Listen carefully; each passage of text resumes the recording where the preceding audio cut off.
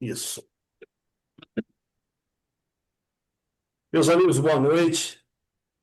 Boa Boa Sejam- noite. noite. Sejamos todos bem-vindos, que a graça do Senhor Jesus nos cubra nesta noite. Enfim, ela nos cobre sempre, né? Estamos todos debaixo dela. Mas que nessa noite, de forma especial, o Espírito Santo trabalhe em nossas mentes, nossos corações, e ao abrirmos a palavra de Deus, que ele ilumine a nossa mente da mesma forma como inspirou aqueles que escreveram.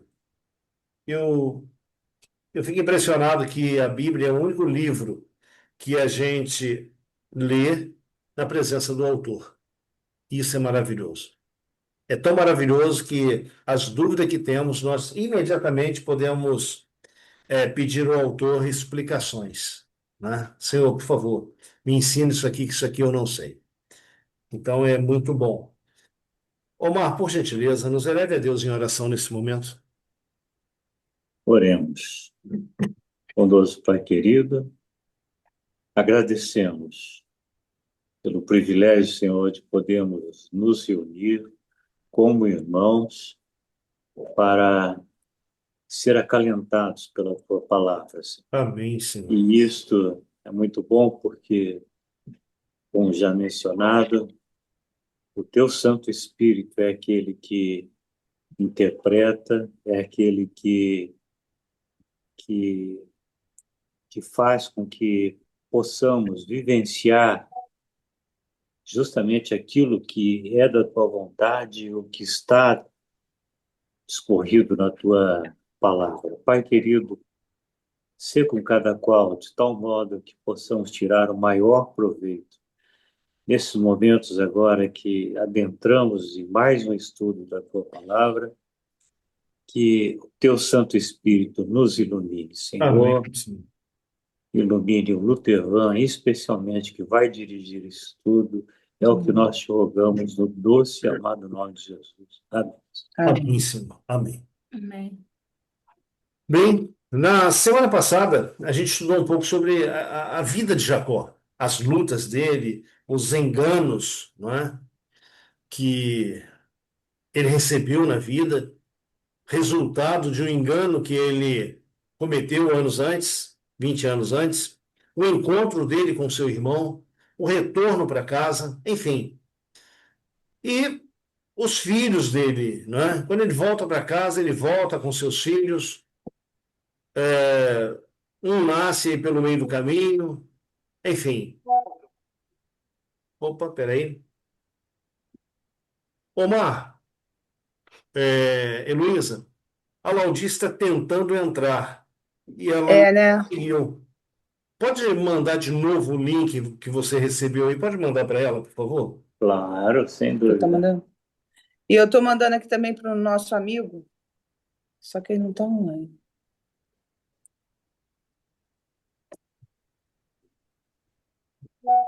Bom, temos mais alguém chegando.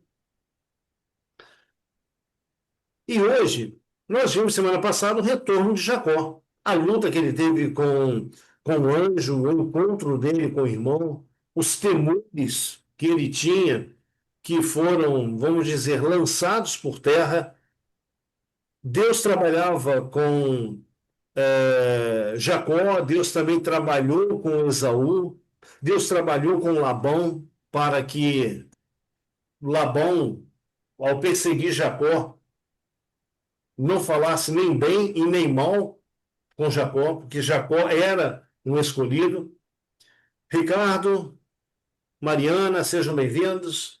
Boa Deus te noite. abençoe. Boa noite. Boa noite. Desculpa aí pela demora, que estava tentando entrar, não consegui. Uai, será que deu algum problema? O que estava. Não, no meu notebook mesmo que deu problema. Não, Ah, não tá, tá. tá. Claudice, seja bem-vinda também, Deus abençoe. Então, gente, nesse, nesse retorno, né, de Jacó, ele cheio de medo, cheio de temor de encontrar com o irmão, mas Deus havia feito uma promessa para ele há 20 anos antes, que iria levá-lo de volta para aquele lugar, Betel, onde ali ele havia feito um voto. Deus iria trazê-lo de volta para que aquele voto fosse pago. E hoje nós vamos estudar um pouquinho sobre um dos filhos de Jacó, da prisão para o palácio.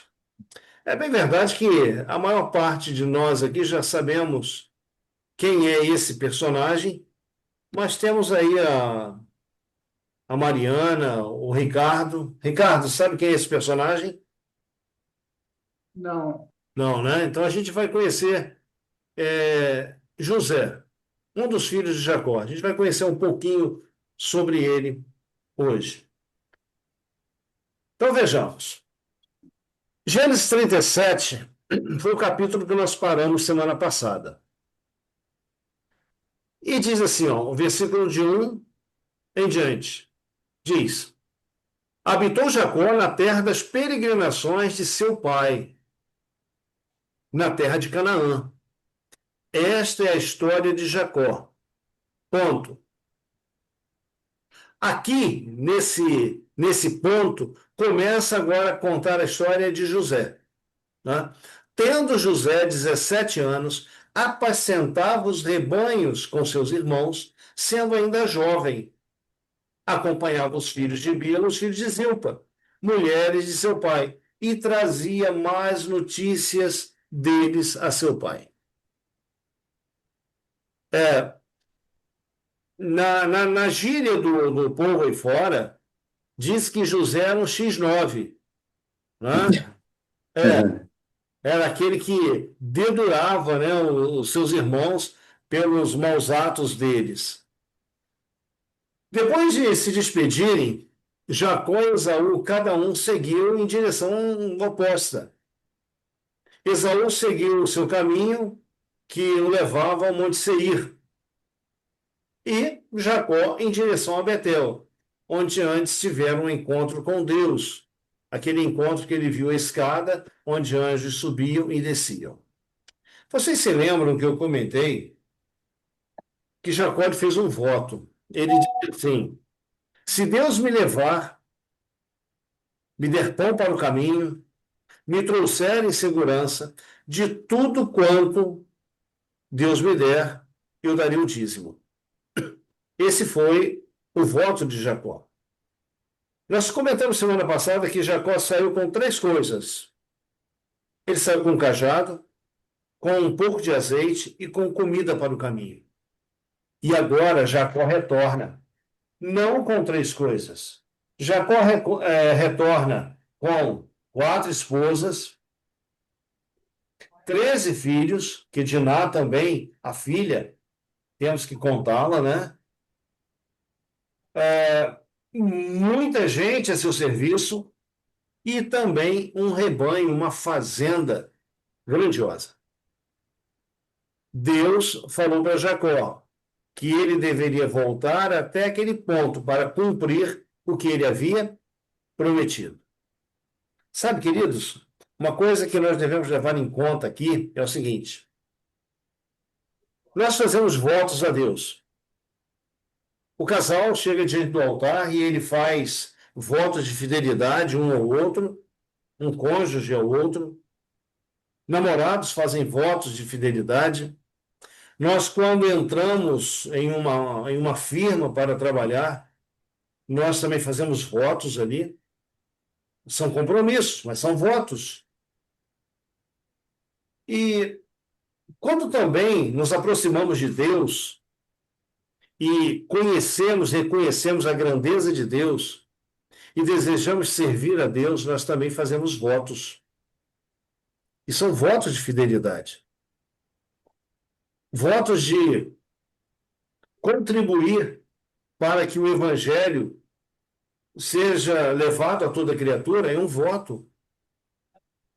Voto de frequentar ali a igreja é um voto. Um voto de ser fiel àquilo que a palavra de Deus ensina. Então, mais ou menos como escoteiro, né? Para tudo a gente levanta a mão e aceita. Mas quando você faz um voto com Deus, a palavra de Deus diz assim: Melhor é não votar do que votar e não, Não cumprir. tá? Melhor é não votar do que votar e não cumprir. Então, se nós fizermos um voto lá no altar, você fez diante de Deus.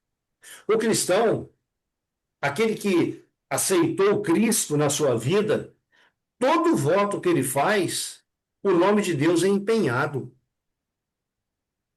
Todo. Por quê? Nós comentávamos há dias atrás, não nesse grupo, mas em outro grupo que estávamos, que nós somos nesse mundo embaixadores. Querem ver uma coisa? Perguntar aqui para vocês, deixa eu abrir a tela aqui. Quantos de nós aqui pertencemos a esse mundo? Eu não. Você não, Heloísa? Não, sou forasteira aqui. Ah, é forasteira. E você, Letícia? Também estou aprendendo que não sou, né? Ricardo? Tô de passagem. Está de passagem. Que bom, Ricardo, que bom. É isso aí, o Omar também está de passagem, né, Omar? Claro. Não é?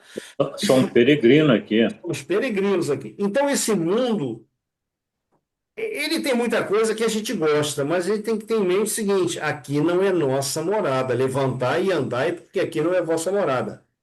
É o que a palavra de Deus fala. E quando nós aceitamos viver de acordo com este livro, você deixa de ser o quê? Cidadão desse mundo. Você vive nesse mundo, mas você é do reino dos céus. Então, quando você toma essa decisão, todas as pessoas ao teu redor que conhecem você, que sabem que você tomou uma decisão, você agora se torna um espetáculo para essas pessoas. Não é que elas querem ver coisas boas em você, não. Elas querem ver um erro em você para acusar você. A realidade é essa. Sim. Não é? A realidade é essa. Ué, mas você não mudou? Como é que você faz uma coisa dessa? Às vezes é aquela escapulina de uma palavra, né, mal dita, né, ou dita de forma errada. Ué, mas espera aí. E é interessante que quando você se coloca na presença de Deus e você toma a decisão de servir a Deus, é Deus quem muda você. Ele muda nossas palavras, ele muda nossos gostos, ele muda o nosso foco. Mesmo que você queira, de repente, olhar para o outro lado, Deus fala para você: filho, o teu foco é nessa direção. Não se esqueça. E isso aí, Letícia, é aquilo que você falou. A gente está em aprendizado. Até Jesus voltar, nós estamos aprendendo como viver na presença de Deus quando ele voltar, quando Cristo voltar. Mas quando nós fazemos votos, nós comprometemos Deus quando não cumprimos. Ok? Então, Jacó fez um voto, Deus chega para ele e diz: Jacó, 20 anos se passaram, está na hora de você voltar para cumprir o voto que você me fez. E é interessante isso. Tá? Por isso que a palavra de Deus diz: melhor é não votar do que votar e não cumprir. Então, olha só, os capítulos 37 ao capítulo 50, eles são uma continuação daquilo que a gente estudou semana passada. Só que, até semana passada, até o 37, o foco ali era Jacó, sua família, as coisas que seus filhos fizeram, boas e ruins. Tá? Mas, do capítulo 37, verso 2 em diante, é José que ocupa a atenção central. E eu vou dizer para vocês uma coisa: a história de José é tão bela, é tão magnífica, que todo jovem deveria parar, tomar a palavra de Deus, estudar a vida de José. A vida de José é um ensinamento constante de integridade e fidelidade. Eu não consigo ver na vida de José nada que o desabone. Muito pelo contrário, Eu vejo a figura de José um exemplo, um modelo que não somente os jovens, mas todos nós deveríamos seguir, né? Então, no estudo de hoje, a gente vai examinar a primeira parte da vida de José, né? A gente vai começar com as razões por que José foi vendido, ali aos 17 anos, e nós vamos percorrer 13 anos da vida de José, até os 30. O que aconteceu nesses 13 anos? Por que Deus aparentemente não fez nada? Por que parece que José foi esquecido por todos? Mas a realidade foi assim? Não. De maneira alguma, né? Embora Deus estivesse em silêncio, Deus estava agindo na vida de José e daqueles que estavam ao redor de José. Então a gente vai dividir nosso estudo hoje em 4 partes. Primeiro, sonhos e hostilidade. Gente, Ricardo, sonho é uma coisa boa? É boa. Você já teve complicações alguma vez por sonhar? Sim. Já teve? Pesadelo, no caso. Pesadelo. Ok. Veja, então, a primeira parte é sonhos e hostilidade. Corresponde ao capítulo 37, do versículo 2 ao 36. A segunda parte é José na casa de Potifar e na prisão. É o capítulo 39, para todo ele, o 39. O copeiro e o padeiro. O que aconteceu aí, né? Que foi tão marcante na vida de José, que envolveu um copeiro e envolveu um padeiro. Está no capítulo 40, aí de 1 a 23. E a quarta parte são aí os sonhos de Faraó, que é o capítulo 41 todo. Aqueles que já leram a história de José conhecem isso aqui. Mas tem alguns detalhes aqui que vale a pena a gente ressaltá-los. Bom, vejamos. Sonhos e hostilidade, a primeira parte. José, ele era odiado por seus irmãos. Quais as razões? Eu enumerei aqui 7 razões. A Primeiro, a inveja é muito grande. sim, eu coloquei a última, né? Inveja. Mas, Letícia, José, ele era o filho da mulher amada. Quem era a mulher amada? Raquel. Raquel. Raquel. Raquel, para Jacó, ela era diferenciada. Era uma mulher alegre, era uma mulher otimista, disposta, enquanto a outra Foram dois, né? José e como é que chama o outro? Benjamin. O Benjamim, isso aí. José e Benjamim, né? Benjamim, ela Que é um morou no parto, fato de Benjamim. né?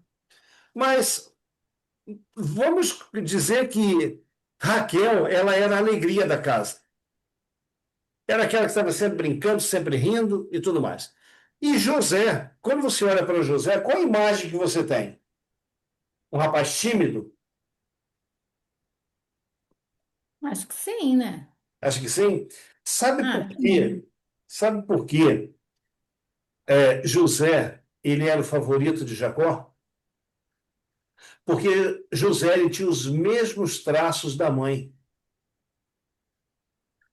hum, né? Aquilo que ela transmitia para aqueles que havia, José também. José era alegre. Então, isso aí fazia sempre Jacó lembrar da esposa amada, da mulher amada. Não é? Um outro detalhe também que a gente pode observar é o seguinte: uma das razões por que os irmãos odiavam José, olha aqui a letra C. José recebe uma túnica listrada do pai. O que essa túnica, o que ela indicava? Ela era um indicativo de superioridade. Tanto que, quando você vai para esse relato que José ele conta o sonho, os irmãos chegam para ele e dizem assim: quer dizer que você vai reinar sobre nós? Uhum. Não é? Quer dizer que você vai reinar sobre nós? E, de uma forma consciente ou inconsciente, não sei, Jacó dá para o seu filho exatamente uma túnica que era uma vestimenta de líderes, de príncipes, e isso aí despertou na mente dos demais irmãos. Por que somente ele? Também, uma outra razão porque José era odiado pelos irmãos é que José denunciava a seu pai os erros dos irmãos. Era dedo duro. Interessante, eu estava lendo um livro que os irmãos de José, eles não eram honestos.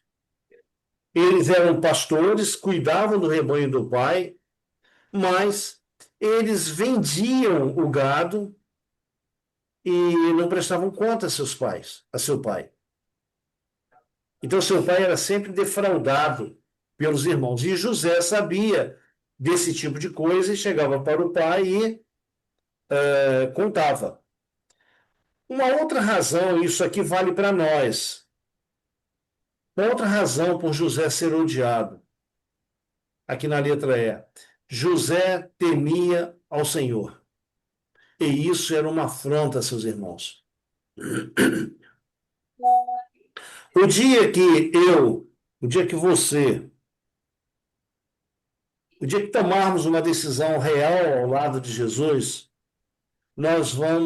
a vida da gente vai ser uma ofensa àqueles que estão ao nosso redor, que de repente eram do nosso círculo de amizade. Por quê? Porque antes você bebia, de repente, aquela cervejinha, aquele vinho, aquela cachaçinha, não é? E agora você não bebe mais. Antes você participava aí de algumas piadas imorais e agora você não participa mais. Aí alguém vai chegar para você e vai dizer assim: poxa, depois que você começou a ler a Bíblia, você ficou muito chato. Não é que você ficou chato. O Espírito Santo começou a conscientizar você de que aquele estilo de vida que você vivia não é um estilo de vida condizente com o céu, com aquilo que você aceitou como norma ou regra para a tua vida a partir de determinado momento. Outra coisa, os irmãos, eles tinham aí ódio de José, porque José era um sonhador.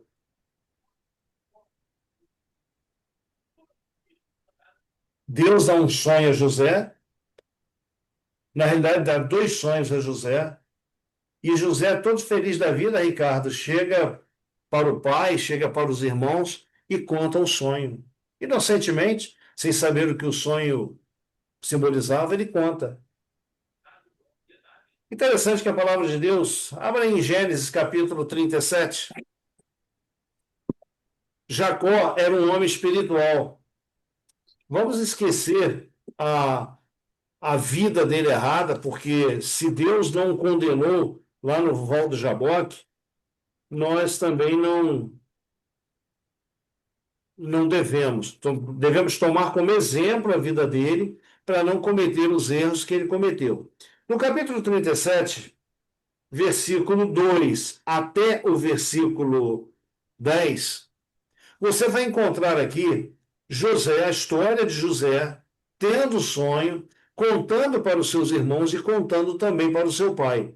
Mas quando você chega no versículo 11, diz assim, que é a última, a sétima razão ali. Seus irmãos lhe tinham ciúmes. O pai, no entanto, considerava o caso consigo mesmo.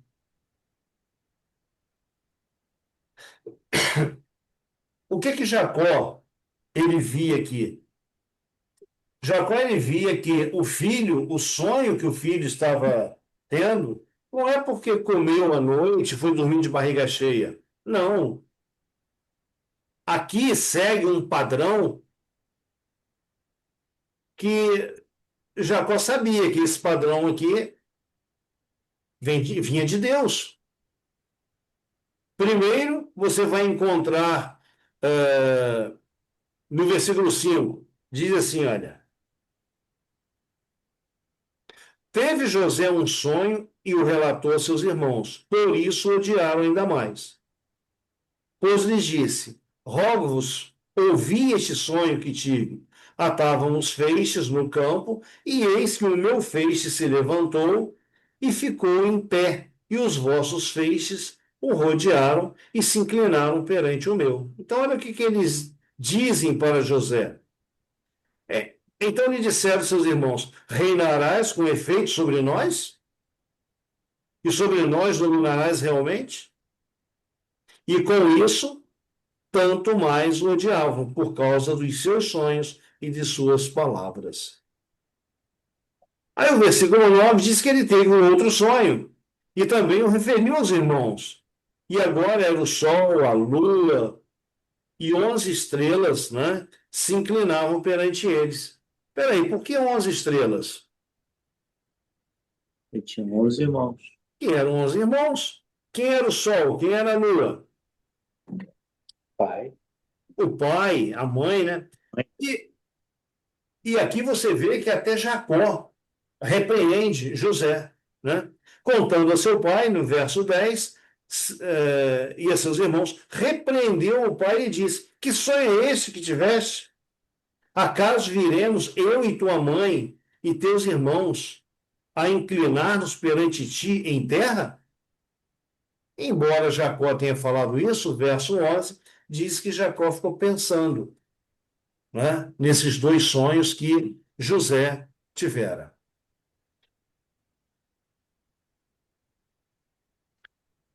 Bom, essa lâmina aqui, como pastores, os irmãos de José, eles, certa época, eles avançaram com os rebanhos até um lugar chamado Dotã. Distava aí da casa de seu pai, né, vamos dizer, da fazenda lá de seu pai, mais ou menos 100 quilômetros. E Jacó ficou preocupado. Veja, gente, você viajar 100 quilômetros com o rebanho, isso leva tempo. O rebanho tem que descansar, você tem que descansar e tudo, mas provisões têm que ser providenciadas aí para o rebanho e tudo mais. É um que desgarra, tem que ir atrás. É muito longe, 100 quilômetros. Veja, daqui no Rio dá o quê? 80 quilômetros? Não sei.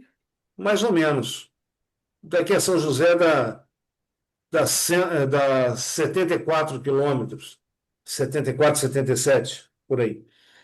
Você vê, imagina você sair daqui ao Rio, 80 quilômetros, levando um rebanho. Isso aí levava tempo, dias, semanas, de repente até meses. Porque eles chegavam em um lugar, o pasto acabava, eles avançavam para frente, assim iam. Então estavam 100 quilômetros para lá. E eles tinham 100 quilômetros para voltar, eram 200 quilômetros. E Jacó ficou preocupado. Jacó tinha uma razão para ficar preocupado. Porque os irmãos de José, eles foram até uma região chamada, uma cidade chamada Siquém. E quem? Anos antes, a irmã, a filha de Jacó, ela resolveu sair para dar uma olhada nos shoppings da época. E a palavra de Deus, no capítulo 34, vem dizendo que um príncipe daquela cidade abusou dela sexualmente. Ele, tudo bem, procurou o Jacó lá, os irmãos, quis casar e tudo mais, eles armaram lá um estratagema lá, que eles tinham que se circuncidar e tudo mais. E dois dos filhos de Jacó, Simeão e Levi, eles entraram na cidade e mataram todos os homens. E aquilo ali para Jacó foi algo terrível, né? Dois filhos assassinos. Não assassinaram uma pessoa, assassinaram o quê? Todos os homens de uma cidade. Foi uma covardia, né? Uma covardia. Primeiro, Letícia, que eles haviam concordado que o rapaz lá se casasse com a moça.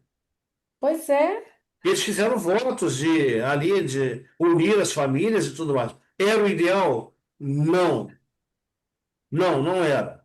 Porque Deus havia dito antes, através de Abraão, depois de Isaac, que eles não se casassem com pessoas, não dessem seus filhos a pessoas ali dos cananeus, para que não trouxessem a idolatria para o meio do povo de Deus. Mas então esses dois filhos cometeram esse crime. E agora, Jacó, sabendo que eles estavam indo naquela direção, Jacó tinha medo de uma retaliação. Que os habitantes daquela região ali se levantassem contra os irmãos, né? Os matassem e ainda tomassem o rebanho. Então, o que ele faz? Envia José. Envia José. José encontra um homem no caminho e diz: Olha, eles não estão mais aqui não. Em Dotã, eles não estão mais aqui não. Eles estão mais à frente. E esse mais à frente era mais ou menos 40 quilômetros de onde José estava, que somado aí dava uns 100 quilômetros. Agora, gente, a gente vê muita crueldade nos nossos dias. E isso não é de hoje. Quando eu leio a história de José, eu fico pensando na frieza dos seus irmãos. Avistaram José vindo, não é? E de longe eles com José todo feliz, né? Quando você vê José contando o sonho para eles, José está feliz de ter tido um sonho. E agora, quando ele vê os irmãos, ele vai todo serelepe ao encontro dos Alegre. irmãos. Oi? Alegre. Todo alegre por encontrar os irmãos. Mas olha só, enquanto José está todo alegre em encontrar os irmãos, todo satisfeito de vê-los, embora à distância, vê-los bem, eles estão planejando, conspirando em matá-lo. O irmão mais velho, Rubem, ele, ele dissuade os irmãos de fazerem tal coisa. Então, o que fizeram com José? Pegaram José, jogaram num buraco, numa cova, e deixaram José lá. Só que me chama a atenção uma coisa. Eles estavam sentados lá em cima, conversando, comendo, bebendo e conversando, de forma que José podia ouvir que eles iriam dar fim em José. Você já imaginou? Pare por um instante. José lá na cova ouve tudo isso. Ele pensa, não, eu não acredito que meus irmãos estão tramando isso contra mim. Embora ele fosse um adolescente, eu não acredito que meus irmãos vão fazer isso. E, de repente, a palavra de Deus vem dizendo para nós, aí no capítulo 37, que uma caravana de mercadores se aproxima. E um dos irmãos, chamado Judá, teve uma ideia. Primeiro, vamos jogar José na cova e depois a gente vê o que a gente faz com ele. Se a gente mata, se a gente enterra ele vivo, enfim. Então Judá tem a ideia.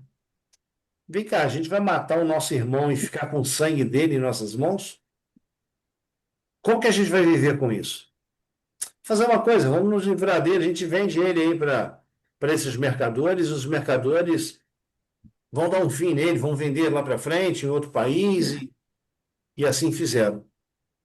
Então, os mercadores, Mariana, compraram José. E o que os irmãos fizeram? Mataram um cabrito, pegaram a túnica de José, molharam no sangue do cabrito, guardaram a túnica, e quando voltaram para casa, eles chegam para o pai e dizem o quê? Olha, pai, eu acho que essa túnica aqui é do nosso irmão. José está aí? O pai, não, eu mandei José ao encontro de vocês. E Jacó, ele olha a túnica. Sim, é a túnica de meu filho José. Ora, então um animal deve ter atacado ele pelo caminho e ele morreu. Sabe, gente? É, os irmãos de José, o que aconteceu ali de venderem José e tudo mais. E José foi vendido, não foi por pessoas estranhas. José foi vendido por sua família, por aqueles que lhe eram próximos. E você já reparou que Jesus também foi vendido por alguém que lhe era próximo? Que alguém, por alguém que o chamava de amigo? Então a história de José, Mariana, ela, ela lembra a história de Jesus. E olha, entenda uma coisa: quando nós somos traídos, nós nunca somos traídos por desconhecidos, sempre por pessoas que são próximas.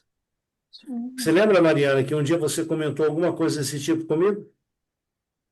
Como que você lidava com uma determinada situação? Sim. Né? Então, gente, Uhum.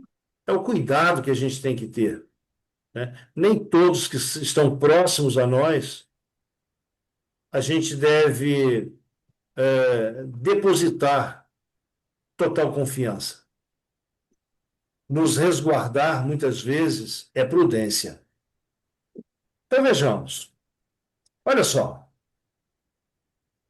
Enquanto pegaram José, de repente colocaram José dentro de uma carroça, não sei, maniataram José, enfim, não sei como que José foi levado. Mas enquanto aquela caravana se distanciava em direção oposta aos irmãos, ele passa por determinados locais, né? E José pensa, puxa vida, aquelas montanhas, entre aquelas montanhas está a casa de meu pai. E José ficou olhando até que as montanhas não foram vistas mais. José, desde pequeno, ele aprendeu a temer a Deus, ele aprendeu a servir, confiar em Deus. E, de repente, o que acontece? Na mente de José começa questionamentos. Poxa vida, o que está acontecendo? Por que Deus não faz nada? Por que meus irmãos fizeram o que fizeram? São questionamentos. Ele podia se revoltar com Deus? Podia. Eu, eu, eu adorei a Deus todo esse tempo e no momento de maior necessidade, Deus virou as costas para mim. Ele podia. Mas sabe, José, ele foi ensinado a, ele foi ensinado a esperar em Deus, a confiar em Deus, tanto nos momentos ruins quanto nos momentos bons. Ele pôde ouvir a história do avô dele, do bisavô, no caso, né? De Abraão, de Isaac, do pai dele, o encontro que o pai dele teve com anjos. Por quê? Imagina, Jacó contando para José por que ele manquejava. Jacó era manco. Lá naquele encontro que ele teve com o anjo, ele saiu dali mancando. Então, tudo isso, José, ele aprendeu que era providência de Deus, que era o cuidado de Deus, que era a presença de Deus. Então, José ele toma uma decisão. Bom, o meu Deus, o Deus do meu pai, o Deus dos meus antepassados, ele é fiel. Então, eu não vou me revoltar. Eu vou permanecer fiel a esse Deus. Ah, quem pode ler para nós esse texto? Então seus pensamentos volveram para o Deus de seu pai. Na meninice for ensinado a amá-lo e temê-lo. Muitas vezes, na tenda do pai, ouvira a história da visão que Jacó tivera quando se retirava de seu lar como exilado e fugitivo. Contaram-lhe a respeito das promessas do Senhor a Jacó e como tinham elas se cumprido, como na hora de necessidade os anjos de Deus tinham vindo instruí-lo, consolá-lo e protegê-lo. E aprender acerca do amor de Deus, provendo o Redentor aos homens. Todas essas lições preciosas vinham agora vividamente diante dele. José acreditava que o Deus de seus pais seria o seu Deus. Ali mesmo se entregou então completamente ao Senhor e orou para que o guarda de Israel estivesse com ele na terra do exílio. Eu sublinhei duas partes desse texto, que eu acho que são. Todo o texto é interessante. Mas quando foi que José aprendeu a amar e temer a Deus? A meninice. Na meninice. Então, eu lembro, me vem à memória, quando leio esse texto, me vem à memória o meu filho. Meu filho era pequenininho, estava no ventre. E a gente chegava, colocava a mão na barriga da mãe, da Sandra, e dizia: Neném, eu chamava ele de Leleco, Leleco, agora é papai do céu. Gente, parecia que Sandra estava com uma bola na barriga, somente uma bola, porque imóvel o tempo todo. Quando a gente falava amém, parecia que ele espreguiçava, né? A gente podia ver assim, a roupa, né? Ela já estava bem avançada em meses, né? Parecia que ele espreguiçava, né? A gente via assim, mover assim, o ventre dela. Quando ele nasceu,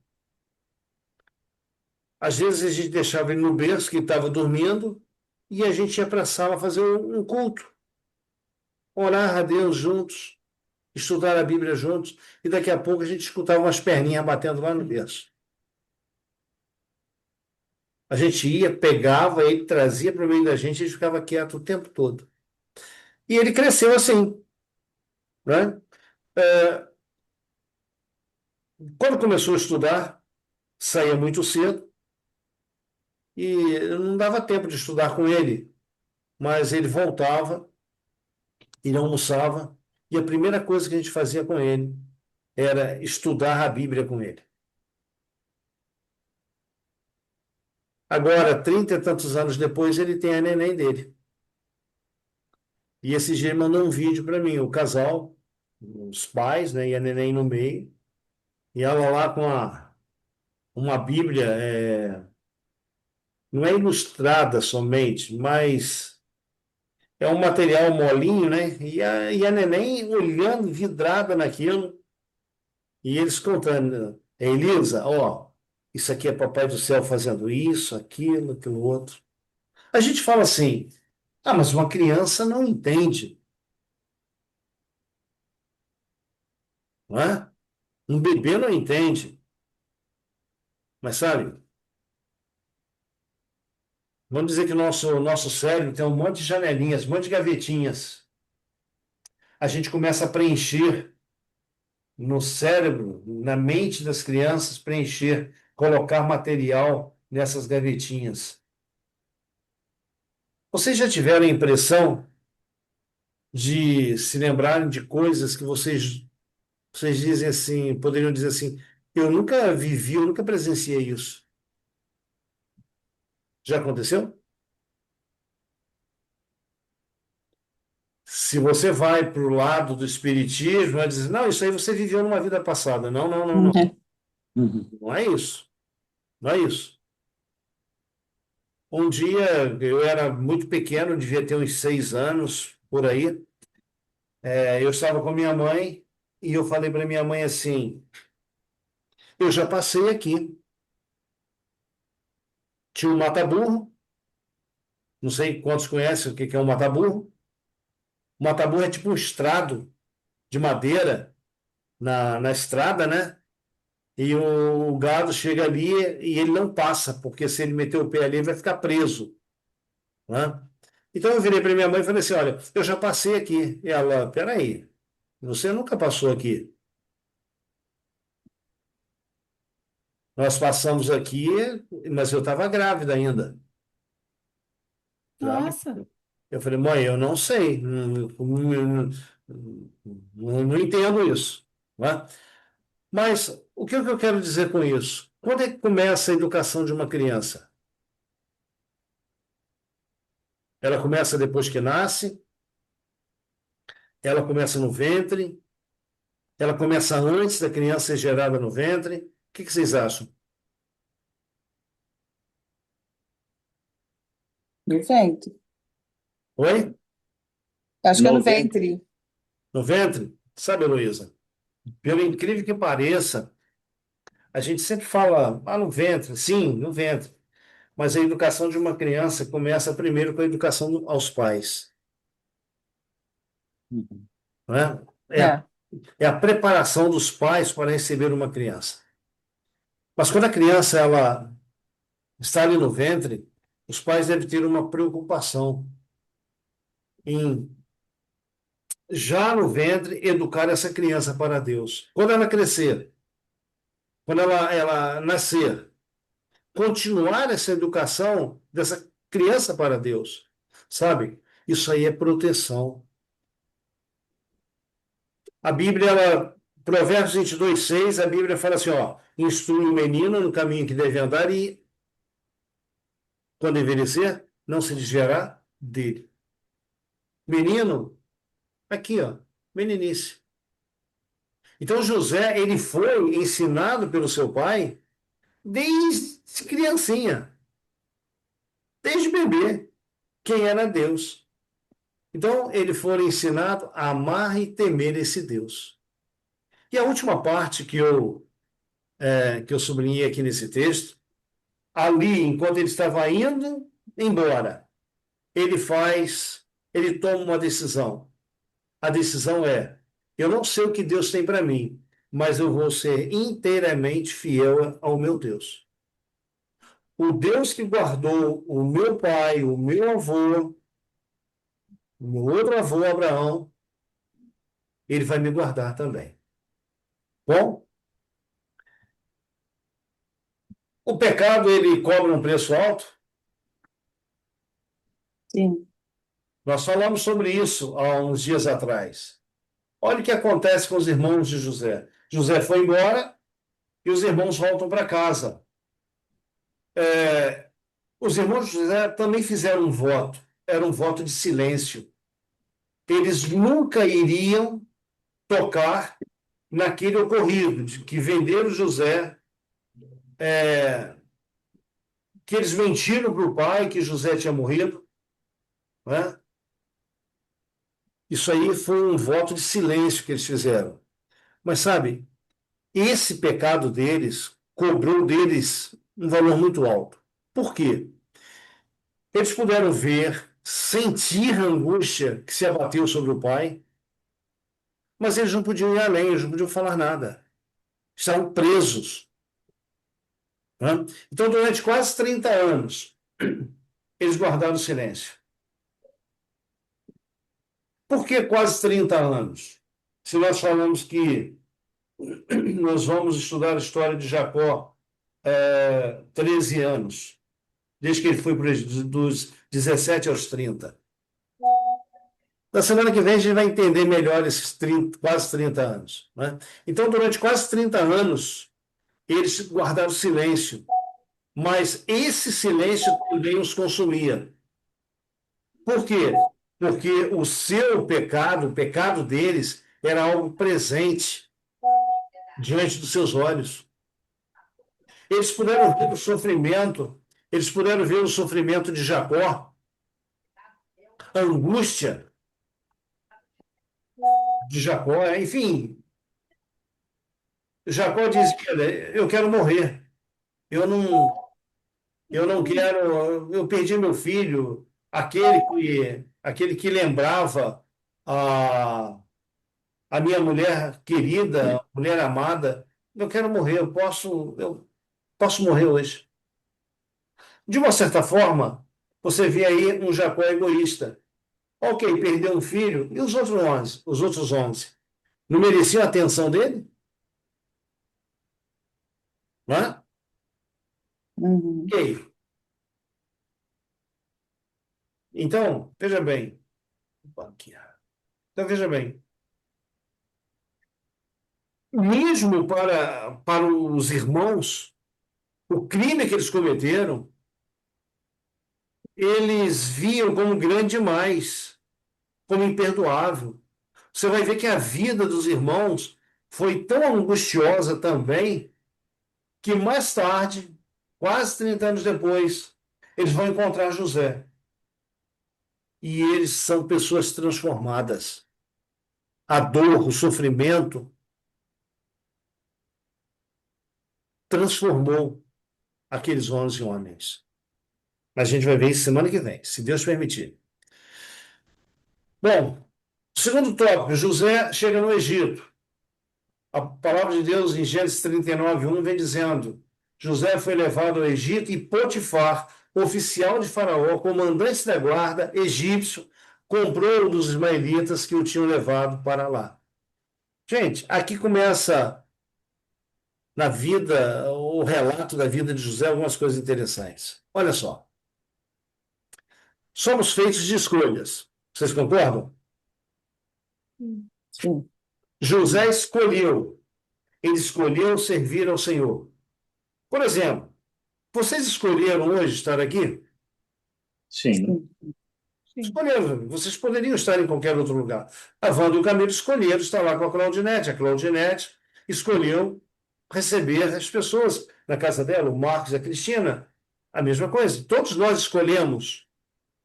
Então, nós acordamos e o decorrer do nosso dia é resultado das escolhas que nós fazemos. Mas José escolheu estar nas mãos de Deus e Deus o recompensou. Eu sempre, eu vou repetir isso muitas vezes, vocês vão cansar de ouvir isso. Um relato é importante?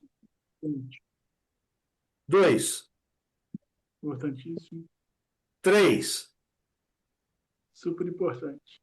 4, Nossa, 5. importantíssimo. 5. É, Gente, no capítulo 39, eu fiz questão de sublinhar, então eu tenho isso aqui sublinhado, Ricardo, em todas as minhas Bíblias. 39, verso 2. Você está com a Bíblia aberta aí? Você vai encontrar lá, o Senhor era com José. 39, verso 3.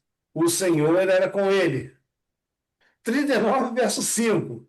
O Senhor abençoou a casa do egípcio por causa de José. 39, verso 21. O Senhor, porém, era com José. E 39, verso 23. Porquanto o Senhor era com ele. Gente, raríssimas são as vezes que você encontra tantas vezes dentro de um capítulo, tantas assertivas. Mas no capítulo 39, nós temos 5 vezes o Espírito Santo dizendo: o Senhor era com José. Mas por que que o Senhor era com José? Tudo tinha a ver com a escolha que José fez. Deixa eu dizer uma coisa para Mariana, para Ricardo, para Letícia. Escolham Jesus. E o Senhor vai ser com você. Amém. Mas olha, escolha completamente. Não faça uma escolha parcial, uma escolha com reservas. Escolha Jesus. Deus vai ser com você. A tua história vai ser contada dessa maneira aqui. O Senhor era com Mariana. O Senhor era com Ricardo. O Senhor era com Letícia. O Senhor era com Heloísa. O Senhor era com Omar. E o Senhor era com Laudice. Não é? É emocionante, né? Gente, então, a palavra de Deus, a Letícia, ela traz para a gente algumas nuances que, puxa vida, Eu não sei vocês, mas eu viajo quando eu leio a palavra de Deus, quando eu estudo a palavra de Deus. Bom, então, grande lição a gente pode tirar desses versos. Quando nós escolhemos servir a Deus, mesmo que a gente tenha provações, no final sempre vamos receber de Deus o quê? Bênçãos sem medida. Lembrando que José tinha quantos anos? 17. 17 anos. Isso aqui é interessante, isso aqui é parte de uma música. Os sonhos de Deus são maiores que os nossos. Mesmo que você não consiga enxergar, mesmo que você não consiga ver os sonhos de Deus, um dia Deus vai revelá-los a você. Deus revelou a José. Então somos feitos de escolhas. Bem, para onde que José foi? Foi comprado por Potifar. O capítulo aí 39 ele traz para a gente algumas informações importantes, né? Ele foi comprado por Potifar. E Potifar olhou para José, e depois de algum tempo, e viu a dedicação que José tinha em fazer o seu serviço. Na mente de Potifar, como que pode um jovem escravo trabalhar com tamanha diligência, fazer com tamanho carinho, tamanha dedicação aquilo que é lhe dado fazer? Sabe, isso aí não passou despercebido a Potifar. E a palavra de Deus, olha como que ela traz para nós. O versículo 3, quem pode ler para nós? 39, verso 3. Vendo Potifar que o Senhor era com ele e que tudo que ele fazia, o Senhor prosperava em suas mãos. Você já imaginou? Pensa nesse texto, vendo Potifar que o Senhor, mas que Senhor? O Criador. Mas espera aí, ele era egípcio. Ele não tinha fé de José. Como é que ele sabia que era o Senhor? De José. Oi? O Senhor de José. Ah, sim. Então, espera aí. Eu vejo aqui, Omar, vê se você concorda comigo, que José não ficou em silêncio. José falou do Deus dele, Sem dúvida. Uhum. não é?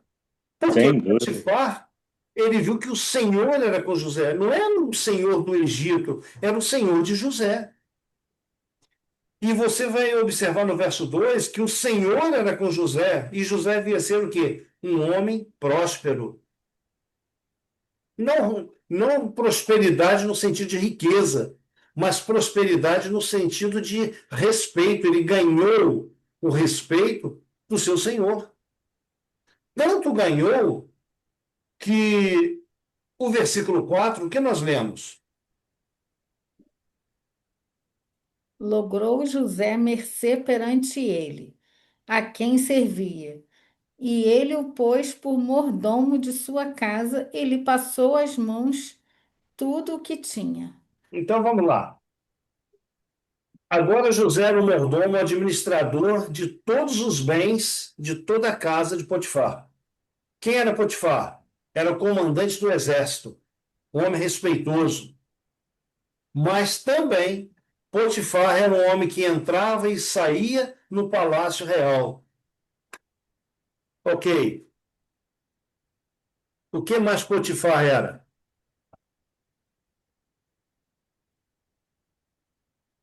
E desde que fizer o E 5? aí?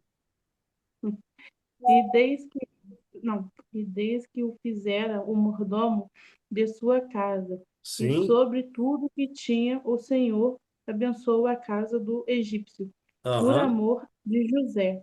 A bênção do Senhor estava sobre tudo o que tinha, tanto em casa como no campo.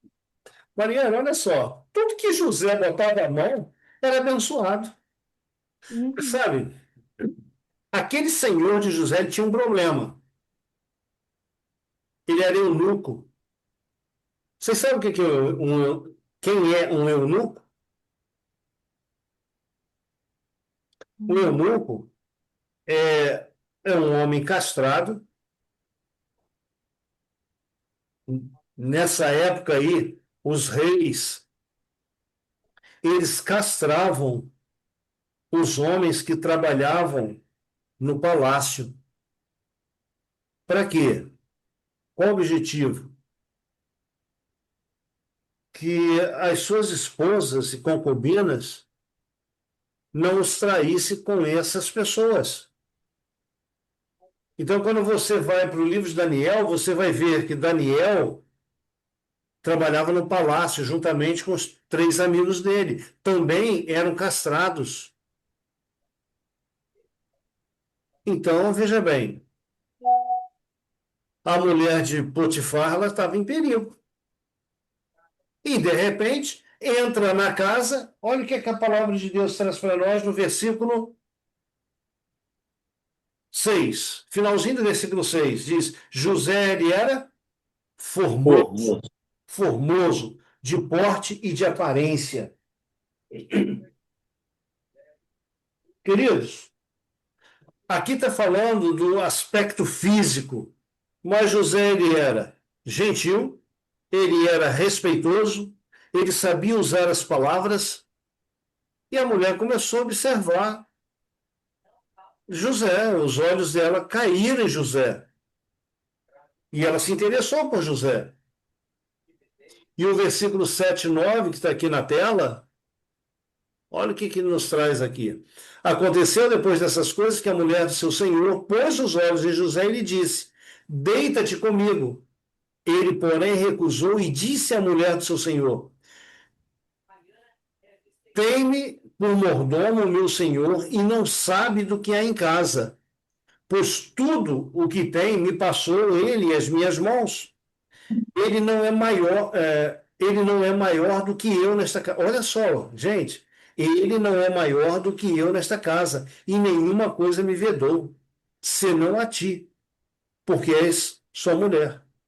Como, pois, cometeria eu tamanha maldade e pecaria contra Deus? Olha, se fosse nos dias de hoje, a gente iria dizer assim: olha, o senhor de José deu a ele a senha do cofre, as senhas dos cartões de crédito, entregou tudo nas mãos dele. Tudo. Mas a tentação que vem a José não é de coisas físicas, dinheiro, se apostar. Não, não.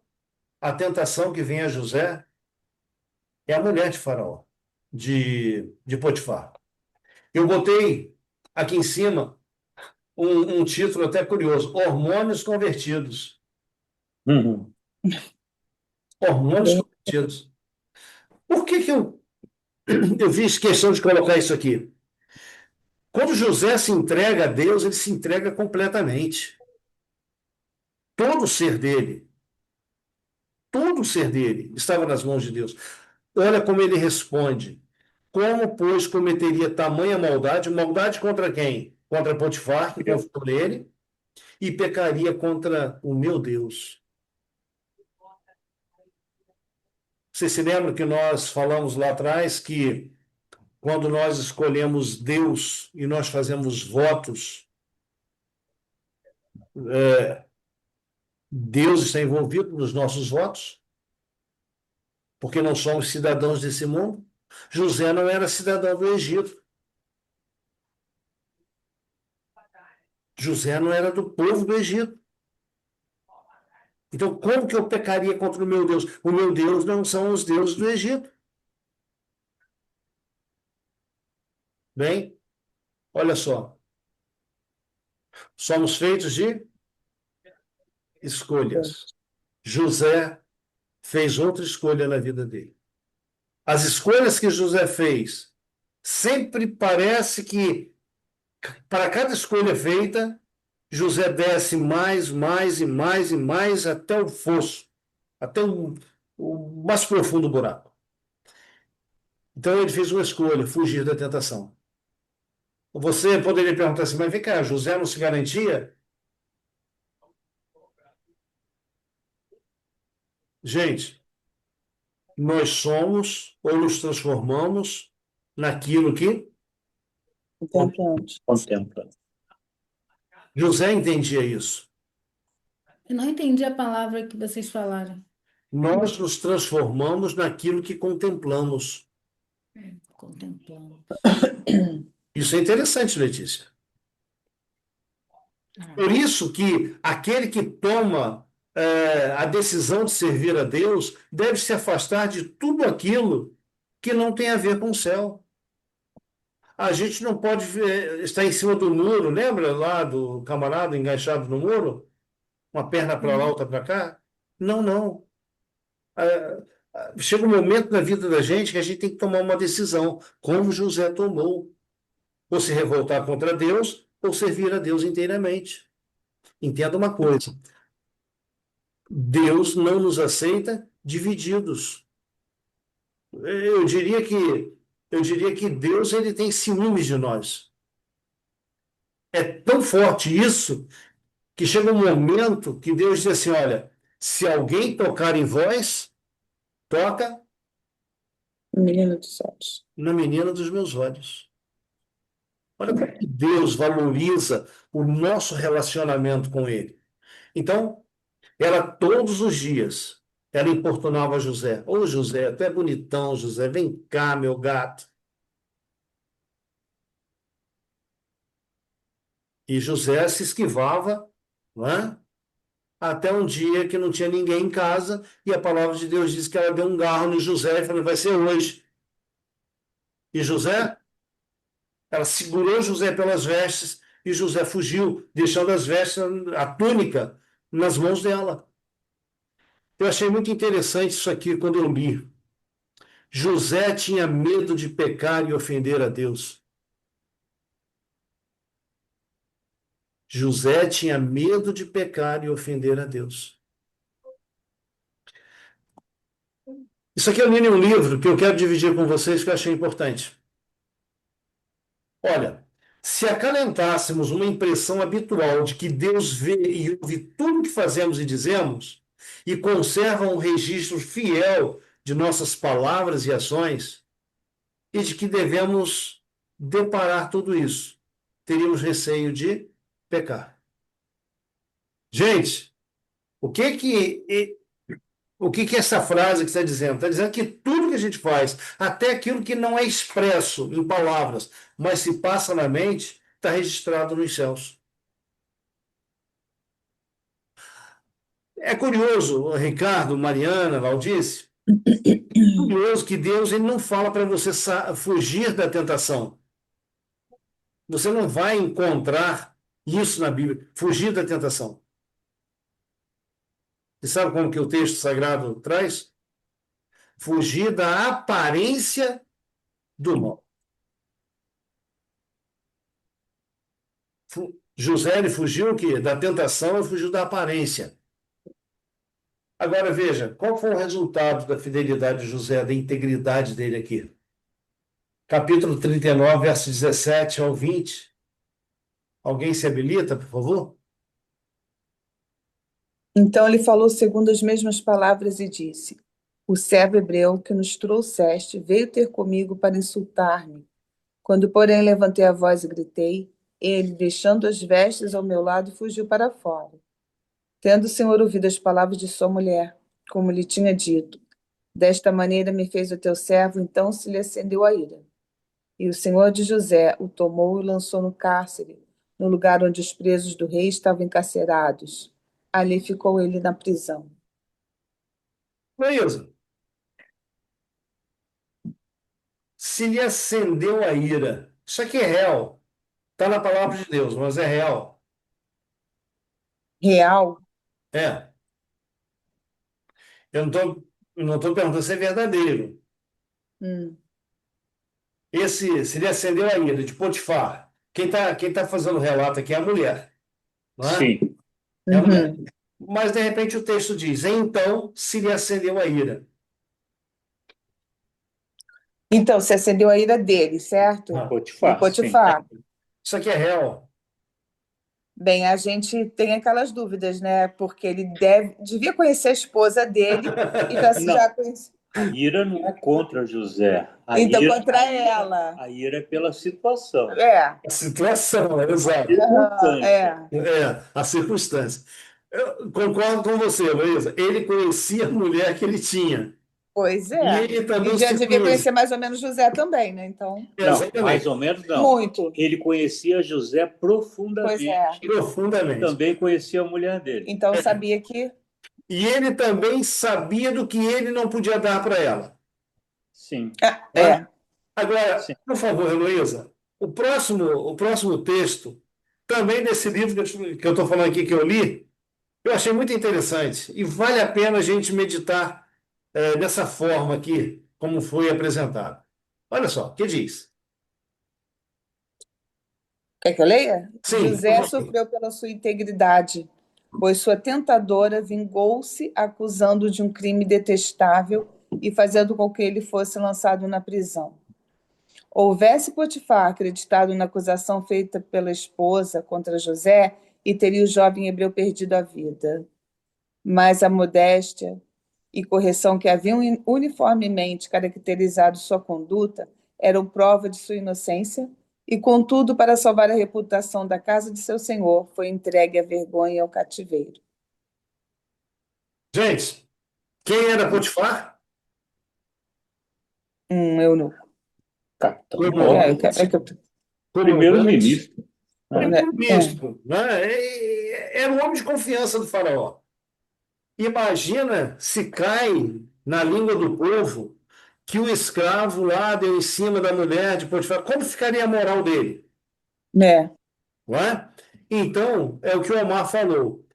A ira ali do verso anterior que nós lemos, se lhe acendeu a ira, Da ele situação. zelar pela reputação dele. E o texto que nós lemos é o seguinte: houvesse Potifar acreditado na acusação feita pela esposa. Então, se José fosse realmente culpado, aqui era a pena capital. Claro, teria matado José imediatamente. Uhum. Então, Letícia, observa que a Bíblia ela traz algumas coisas que você tem que dar uma cavada mais fundo para conhecer. Né? E olha quanta coisa a gente já viu até aqui. Bom, para onde José foi? Para a prisão. E quando você. Mas qual prisão? Qual prisão? Que prisão que ele foi? Olha aqui atrás. Olha aqui, olha. E o senhor de José o tomou e o lançou no cárcere, no lugar onde os presos do rei estavam encarcerados. Preso do rei. Ele na prisão. Ele estava numa prisão marcial. É. Ele não estava numa prisão comum. Ele não foi lançado numa prisão comum. Não foi numa cadeia ali da Não foi numa cadeia. Foi numa papuda, foi numa, entendeu? aonde, vamos dizer assim, os bandidos, né, de alta Sim. periculosidade estavam. Olha só, a gente avança nisso aqui e a gente vai encontrar lá na prisão, que é o tópico 3, nós vamos encontrar dois companheiros de crime, não sei qual foi o crime deles. A Bíblia não relata. Um era o copeiro e o outro era padeiro. Eles eram o copeiro-chefe e o padeiro-chefe. De quem? De Faraó. Eu não sei se o copeiro entornou o copo lá no Faraó, se o padeiro queimou o pão, eu não sei. A Bíblia não diz. Mas olha só, novamente, diz que o Senhor era com José. José ganhou o respeito do carcereiro. Novamente, a história se repete. Assim como Potifar viu integridade em José, o carcereiro também viu. Chegou um dia, Ricardo, o carcereiro vira para o José e fala para ele assim: olha, tá aqui a chave da prisão, toma conta para mim que eu tenho que ir no banco, eu tenho que dar uma saída aí para resolver os negócios. Tá, o que você fizer está bem feito. José, ele era íntegro lá na casa do pai, ele era íntegro lá na casa do Potifar, do senhor dele, ele era íntegro na prisão. Qual era a recompensa? Qual era o que que movia José? O Senhor, porém, era com José. O Senhor era com ele. José tinha medo de pecar e ofender a Deus. E essa fidelidade de José a Deus, isso aí transbordava e as pessoas viam. Então, esses dois oficiais lá do palácio do faraó estavam presos e José fez amizade com eles. E um dia, José acorda, eles acordam, e José olha para eles são diferentes, cabisbaixos, preocupados, tristes. Gente, o que está acontecendo com vocês? Não dormiram bem? Aí o padeiro ele diz: Eu tive um sonho que está aqui mexendo comigo. O que que você sonhou? Eu sonhei que eu estava lá espremendo as uvas no copo de Faraó, né? E o relato sagrado diz para a gente no verso 40 o seguinte, ó, capítulo 40, verso 9. Então o copeiro-chefe contou o seu sonho a José e lhe disse: Em meu sonho havia uma videira perante mim, e na videira 3 ramos. Ao brotar a vide, havia flores, e seus cachos produziam uvas maduras. E ele agora vem falando que ele espremia no copo de Faraó essas uvas. Aí José diz assim: dentro de 3 dias, você vai ser reintegrado no seu posto. Que alegria pro copeiro. Aí eu chego o padeiro, né? Curioso, né? E aí, eu também tive um sonho. Conta para mim meu sonho. E ele conta o sonho para José, e José diz para ele o seguinte: olha, dentro de 3 dias, Hum. você vai ser tirado da prisão e vai ser enforcado. Um seria reintegrado e o outro seria morto. O capítulo 40, versículo 23, diz que o copeiro, realmente, naquele dia, ele saiu da prisão. E ele foi embora, voltou para o palácio. E ele não se lembrou de José. José falou para ele: olha, quando estiver lá fora com o faraó, lembra de mim, comenta a meu respeito. E ele não se lembrou de José. Bom, Deus está trabalhando? Sim ou não? Sim. Sempre. Deus está trabalhando no silêncio. O copeiro, veja, o copeiro se esqueceu de José, homens se esqueceram de José. José está lá no cárcere, lá no calabouço. Mas Deus não se esqueceu do seu servo, daquele que lhe era fiel. E agora chegou a hora de Deus se manifestar. E o que Deus faz? O rei do Egito, o homem de posição mais alta no Egito, tem um sonho. Ou melhor, tem 2 sonhos, não é? Ele vê subindo do rio 7 vacas, gordas, viçosas, bonitas, e de repente surgem outras 7 vacas magrelas, secas, que avançam contra as 7 vacas gordas e as comem. Olha que sonho doido. Vaca não é um bicho vegetariano? Ué. Mas era para impressionar. E as vacas, elas comem as Gordas. gordas. E ele volta a dormir. E ele agora tem outro sonho. 7 espigas, bonitas, viçosas, cheias, estão lá, surgem no sonho dele. E, de repente, aparece 7 espigas carnívoras, porque comem as outras, né?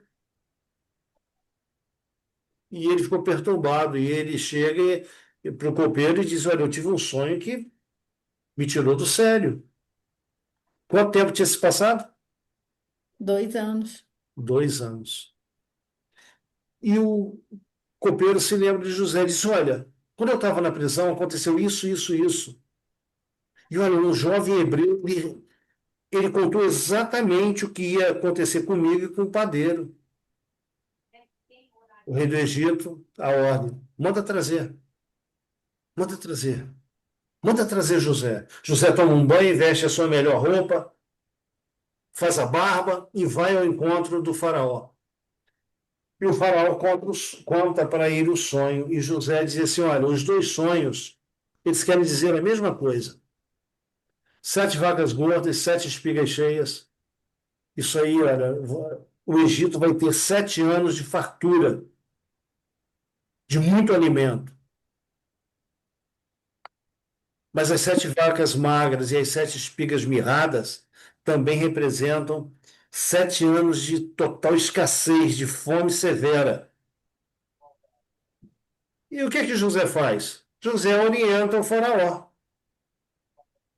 Olha, o senhor deve encontrar alguém, né, capacitado que construa celeiros, né,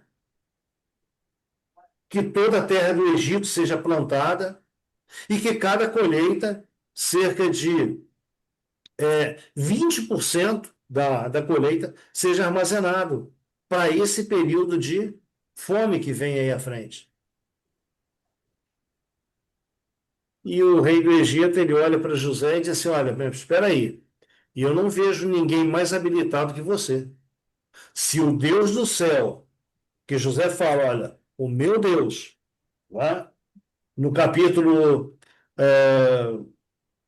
41, versículo 16, você vai encontrar aqui algumas vezes José falando que Deus iria responder. E no versículo 16 diz: não está isso em mim, mas Deus dará resposta favorável a Faraó. Então José aqui é escolhido para quê? Para ser o segundo homem do Egito. Novamente, Potifar deu as chaves da sua casa nas mãos de José. O carcereiro deu as chaves da prisão nas mãos de José. E agora o faraó dá as chaves do Egito nas mãos de José. Olha, eu só vou ser maior que você no trono, mas tudo que você falar, fizer, ordenar, assim tem que ser feito. Você já imaginou, gente, que responsabilidade? Agora, olha que curioso. Sonhos. Por causa de um sonho, José foi odiado e vendido pelos irmãos. Por causa de um sonho, foi lembrado anos mais tarde, 2 anos mais tarde. Por causa de um sonho, José foi liberto da prisão e tornou-se governador do Egito. Sonhos. E vestes. Por ganhar uma túnica listrada, foi rejeitado pelos irmãos. Por largar suas vestes, foi levado para a prisão. Por sua fidelidade, foi vestido de linho finíssimo. Está lá no capítulo 41, verso 42. Ok? E São tudo três, né? 3. São curiosidades que o capítulo traz para nós. Bem, mas você poderia se perguntar, por que Deus fez ou permitiu que José passasse 13 anos de sua vida como escravo? Por que Deus permitiu que seus irmãos o vendessem como um animal ou um objeto? Aparentemente, Deus não fez nada, vocês concordam? Ele preparou José, né? Ah, Letícia. Na casa de seu pai, lá em Betel, lá na terra de Canaã, José seria somente o filho mimadinho do papai. Jamais seria governador de um país dominante. Todos, quando eu digo todos, todos teriam morrido de fome. Tanto os egípcios, as nações ao redor, a terra de Canaã, a sua família. Todos teriam morrido de fome se José não fosse para o Egito. Sua venda como escravo, sua estada na casa de Potifar, o tempo que passou na prisão, tudo era plano de Deus para preparar José. Para onde? Para o trono. É muito impressionante, eu tô até arrepiada, meu Deus. Olha, os 13 anos passados numa terra estranha moldaram José para maiores responsabilidades. Então, lembre-se, José fez uma escolha quando estava viajando para o Egito. Ele colocou-se nas mãos de Deus e ele foi honrado por Deus. Então, sua firmeza de caráter propiciou que os nobres do Egito conhecessem a respeito do Deus verdadeiro. Tudo mais aqui é preparo, mas José ele não perdia a oportunidade de tornar conhecido o Deus verdadeiro.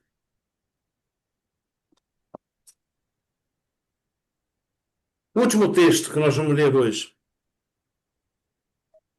Esse texto também é fantástico, maravilhoso. Qual é a maior necessidade do mundo hoje? A maior necessidade do mundo é a de homens. Homens que não se comprem nem se vendam. Ler esse texto aqui em Brasília é um problema muito sério, né? Então, a maior necessidade do mundo é de homens, homens que não se comprem nem se vendam, homens que no íntimo da alma sejam verdadeiros e honestos, homens que não temam chamar o pecado pelo seu nome exato, homens cuja consciência seja tão fiel ao dever como a bússola o é ao polo, homens que permaneçam firmes pelo que é reto, ainda que caiam os céus. Assim era José. Mas deixa eu dizer uma coisa para você. Assim será também todo aquele que estiver de pé por ocasião da vinda de Jesus. Amém. Apocalipse capítulo 14 fala de um grupo que vai estar de pé, aguardando Jesus voltar. E lá vem dizendo assim: olha, eles são íntegros, eles são retos, na sua boca não se encontrou mentiras, eles não se contaminaram com doutrinas falsas, com ensinamentos falsos. Eles têm vamos dizer assim, esse cunho aqui nas suas vidas. Queridos, para onde nós estamos indo? Para onde você está indo? Você está caminhando para um dia se assentar em um trono. Jesus disse: na casa de meu pai há muitas moradas, vou preparar-vos lugar. Em outro momento, Jesus diz: Pai, eu quero que aqueles que me deste estejam onde eu estiver. Quando você vai para Apocalipse capítulo 1, verso 6, lá vem dizendo que Deus nos tornou um reino de sacerdotes, nação santa, diz lá em Pedro. Então, gente, entenda, você não é qualquer pessoa. Você é escolhido de Deus para ser um príncipe e uma princesa no reino dos céus. Amém. Corra atrás da coroa que Jesus tem preparado para você. Paulo disse: a minha está guardada, e o Senhor justo juiz me dará naquele dia. A tua também está guardada. Caminhe, viva,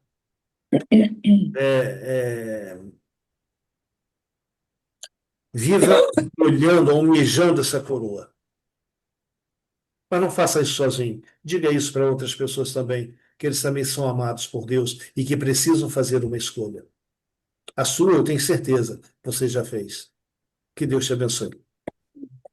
Amém. Amém? Amém. Bom, o esposo orou no início, vou pedir a esposa para orar agora. Pode? Claro. Amém. Senhor, nosso Deus e nosso Pai, muito obrigada, Senhor Deus. Muito obrigada por esses momentos preciosos que passamos estudando a Tua palavra. Amém, Senhor. Ó Deus amado, esse exemplo de integridade de José, que coisa linda, maravilhosa, que nós consigamos, Pai, aprender essas lições e colocarmos como nosso foco não pecar, ter horror ao pecado. Sim, Senhor. Sabemos, Pai, que os teus olhos estão sobre tudo que acontece aqui. E queremos, Pai, não só isso, queremos que com todas as atitudes que tivermos, sempre colocar um sorriso nos teus olhos, nos teus lábios, na tua face, Pai, alegrar o teu coração, Senhor Deus. Nós sabemos que neste mundo onde este inimigo cruel das nossas almas tem feito tantos horrores, o Senhor por muitas vezes chora.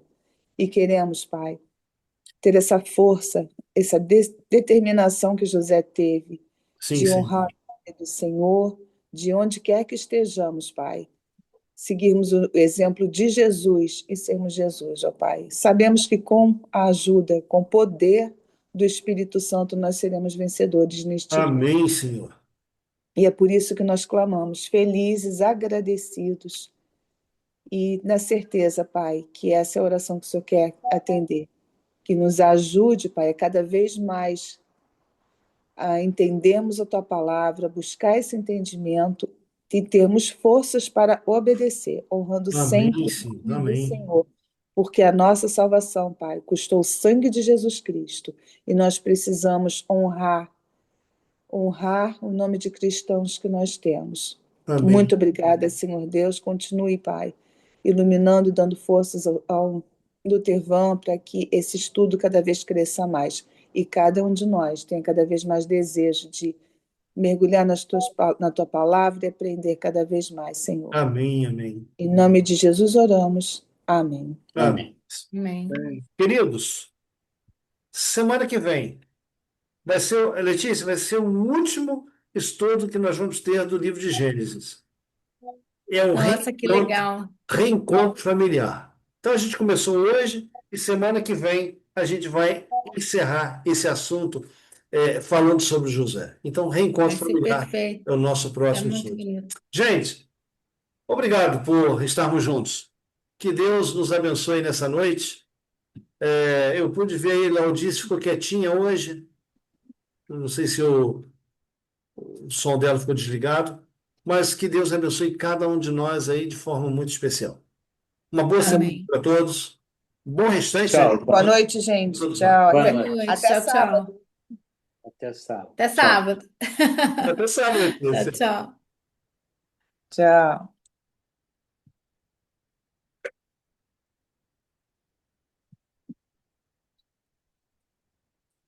Que paz. Muito bom.